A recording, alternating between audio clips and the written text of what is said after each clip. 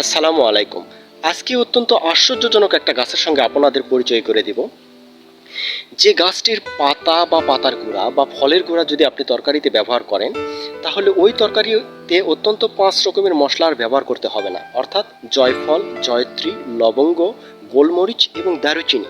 এই ৫ রকমের মশলা তরকারিতে ব্যবহার না করে যদি আপনি ওই গাছের পাতা বা পাতার গুঁড়া বা ফলের গুঁড়া যদি ব্যবহার করেন, তাহলেই হয়ে যাবে। কেননা ওই গাছের পাতায় এই ৫ রকমের মশলার সমস্ত গুণাগুণ এবং সুঘ্রাণ বিদ্যমান।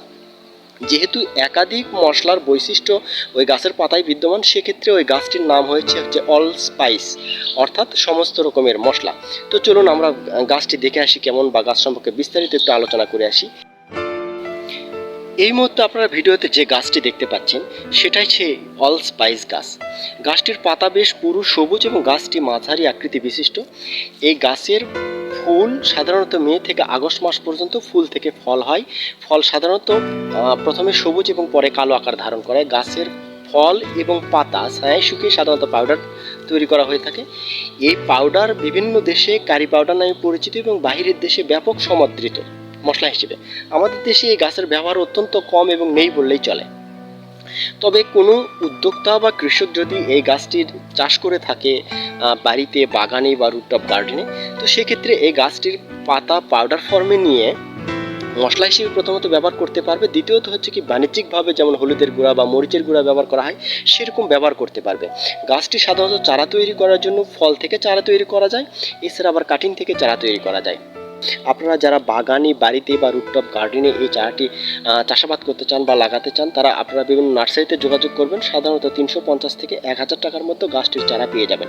গাছটির আদি নিবাস হচ্ছে দক্ষিণ আফ্রিকা এবং মধ্য আমেরিকার বিভিন্ন অঞ্চলে হয়ে থাকে। তবে সাম্প্রতিক সময়ে বিশ্বের বিভিন্ন দেশে, যেমন বাংলাদেশেও বিভিন্ন হর্টিকালচারাল সেন্টার বা বিভিন্ন বাগানে, শৌখিন বাগানে গাছটি আপনারা দেখতে পারবেন।